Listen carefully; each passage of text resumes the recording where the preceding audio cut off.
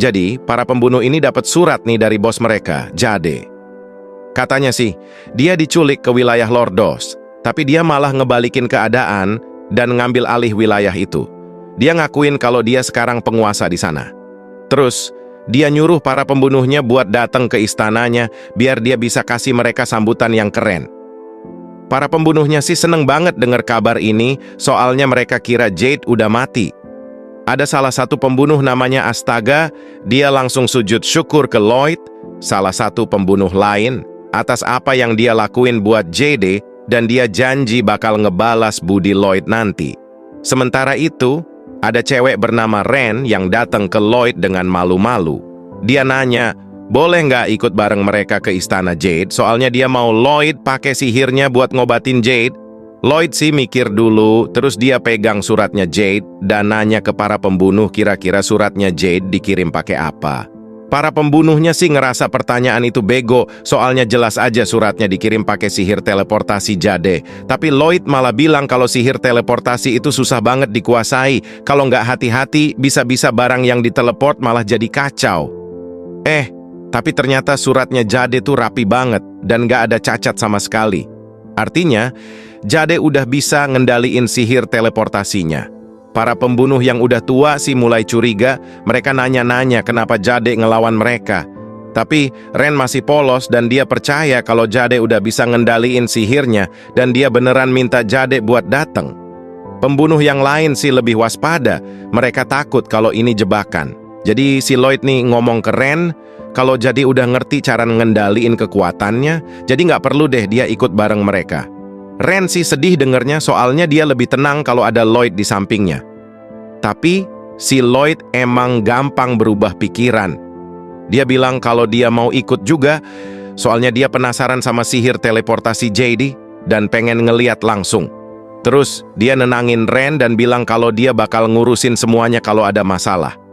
Para pembunuhnya sih makasih banget ke Lloyd karena mau ngajakin mereka naik pesawat terbang super canggihnya.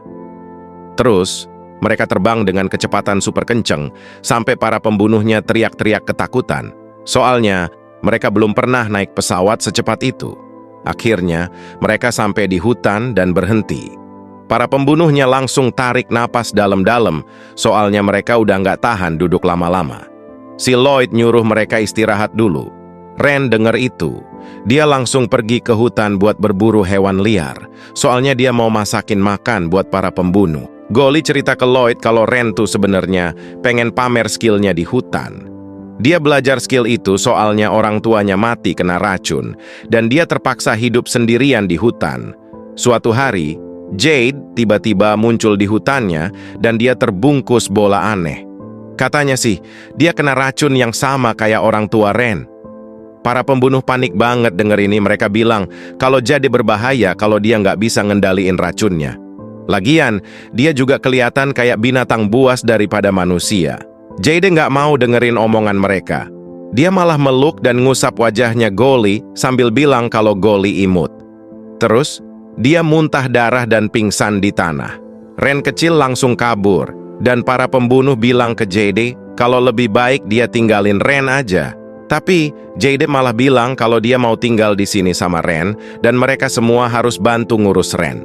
Para pembunuh nih sebenarnya orang baik-baik yang disalahpahami. Mereka akhirnya ngadopsi Ren, dan Golly jadi gurunya.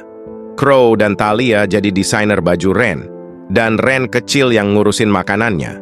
Tahun-tahun berlalu, dan Ren selalu bersembunyi di dalam tong biar racunnya nggak bocor. Dia diajarin banyak hal sama para pembunuh, dan dia mulai nganggap mereka sebagai keluarga. Setelah banyak percobaan yang gagal, Jade akhirnya berhasil ngukir mantra di baju yang didesain Crow dan Talia. Berkat mantra itu, Ren sekarang bisa keluar dari tongnya tanpa ngebahayain orang lain dengan racunnya. Lloyd nyentuh jubah yang diukir Jade dan bilang ke Golly kalau dia pengen ketemu Jade. Tiba-tiba, Ren muncul dan masakin makanan buat mereka. Tapi, makanannya kelihatan jorok banget, kayak aspal cair yang mendidih. Baby nanya ke Crow apa dia bisa pakai kekuatannya buat ngubah rasa makanannya. Crow kesel banget dengar pertanyaan itu, sampai dia nonjok perut Baby sampai pingsan. Dia bilang ke semua orang kalau mereka harus coba makanannya dulu. Talia dengan tenang bilang ke Crow kalau mereka juga punya pangeran ketujuh kerajaan di sini, dan mereka nggak boleh ngasih makanan yang jelek. Ren kelihatan sedih, tapi dia ngerti maksud Talia. Tapi, pas mereka nengok ke belakang, mereka lihat Lloyd dan Grim makan lahap banget, sampai-sampai mereka bilang kalau makanannya enak banget. Lloyd nggak keberatan makan semuanya, soalnya di kehidupan sebelumnya dia emang miskin, dan makanannya jauh lebih jelek daripada yang dimasak Ren.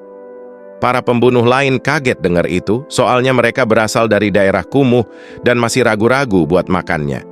Tapi Lloyd, bahkan setelah jadi pangeran ketujuh yang biasanya makan makanan enak, malah lahap banget makan makanan Ren kayak Groton Ramsay yang masak. Para pembunuh lain akhirnya terinspirasi dan mulai makan juga. Bahkan, mereka minta nambah lagi.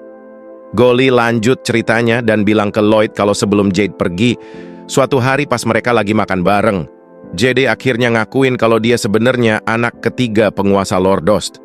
Dia nangis sambil bilang kalau keluarganya itu monster yang gak ngelakuin apa-apa selain merencanakan perang dan pembunuhan. Tapi dia pengen ngehentiin mereka. Jade bilang kalau satu-satunya cara ngehentiin keluarganya yang jahat itu cuma pakai kekerasan. Dan buat itu, dia butuh sekutu yang kuat. Dia ngakuin kalau dia ngajak mereka karena kemampuan mereka, dan dia mau pakai mereka buat rencananya ngegulingkan keluarganya dari kekuasaan. Biar siklus perang dan kehancuran ini bisa berhenti.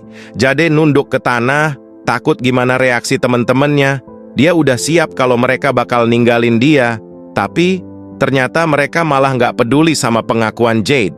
Soalnya, mereka selalu ngira Jade tuh anak kaya yang manja. Para pembunuh bilang ke Jade kalau mereka nggak masalah, kemampuan mereka dipakai buat apapun. Toh, mereka udah dianggap penjahat kan? Tapi, gara-gara Jade bikin kesepakatan sama Gil Petualang buat ngebentuk pasukan bunuh diri yang nyamar, mereka jadi kayak warga sipil biasa dan harga buronan mereka dihapusin. Jade makasih banget atas dukungan mereka dan bilang kalau dia udah dikutuk sejak lahir. Seluruh keluarganya juga dikutuk, jadi hidupnya penuh kesialan. Tapi, satu-satunya kebahagiaan dalam hidupnya tuh, ya pas bareng mereka. Para pembunuh nanya ke Jade kapan dia mau bunuh penguasa Lordost. Tapi, Jade bilang kalau dia mau ngelawan penguasa itu sendirian. Dia jelasin kalau mereka bunuh bangsawan dari wilayah lain, ikatan mereka sama Gil Petualang bakal putus, dan harga buronan mereka bakal naik 10 kali lipat. Jade janji kalau dia bakal bunuh keluarganya dan jadi penguasa wilayah itu. Biar semua orang yang terkutuk dan terhina bisa hidup damai di sana. Lloyd ngerasa Jade tuh menarik banget. Habis makan, mereka mulai jalan ke istana. Lloyd akhirnya tidur, dan para pembunuh ngerasa itu lucu banget. Tapi, Grim ngingetin mereka kalau Lloyd tuh monster, soalnya dia masih pakai penghalang yang kuat pas tidur.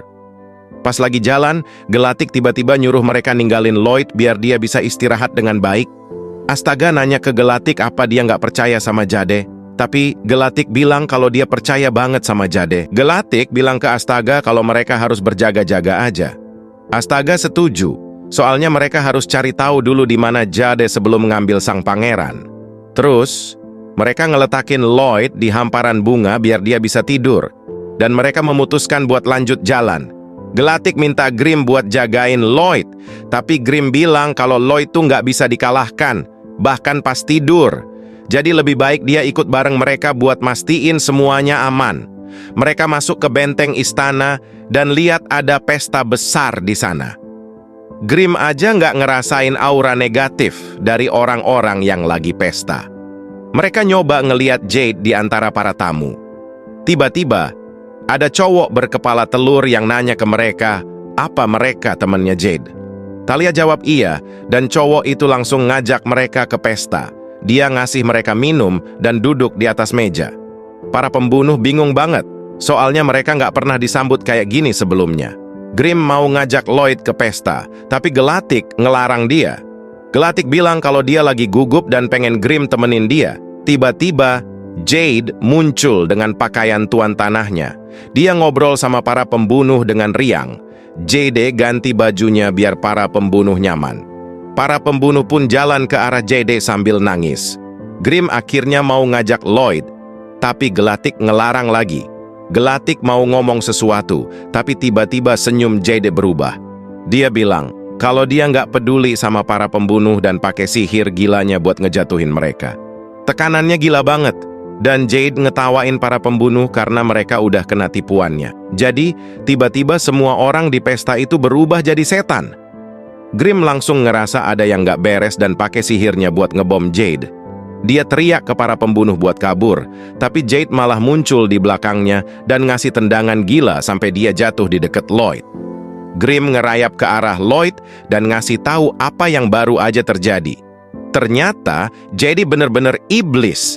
Namanya Gus, dan dia ngambil alih tubuh Jade pas Jade diteleport ke wilayahnya. Butuh waktu berbulan-bulan buat ngelemahin Jade, tapi Gus akhirnya bisa ngambil alih tubuh dan kekuatan teleportasinya setelah Jade coba bunuh diri demi ngelindungin temen-temennya. Sialnya, Gus ngobatin Jade dengan cepet, dan setiap kali Jade coba ngelawan, Gus selalu ngobatin dia dan ngambil alih tubuhnya lagi. Gelatik marah banget dan ngebengek ke Gus, tapi Gus malah nendang dia ke samping dan ngerusak klip yang dikasih Jade ke Gelatik. Terus, Gus ngeliatin tanda aneh di lengan Jade yang nggak ada di ingatan Jade. Dia nanya siapa yang ngasih tanda itu ke Jade, tapi Jade nggak mau jawab. Gus mau pakai kekuatan pengendalian pikirannya buat nanya paksa, tapi Gelatik malah gigit lidahnya sendiri. Pas Gelatik hampir ngomong, tiba-tiba ada energi gede yang ngelilingin para pembunuh dan bikin mereka terlindung. Terus, energi itu ngehancurin semua area di sekitar mereka.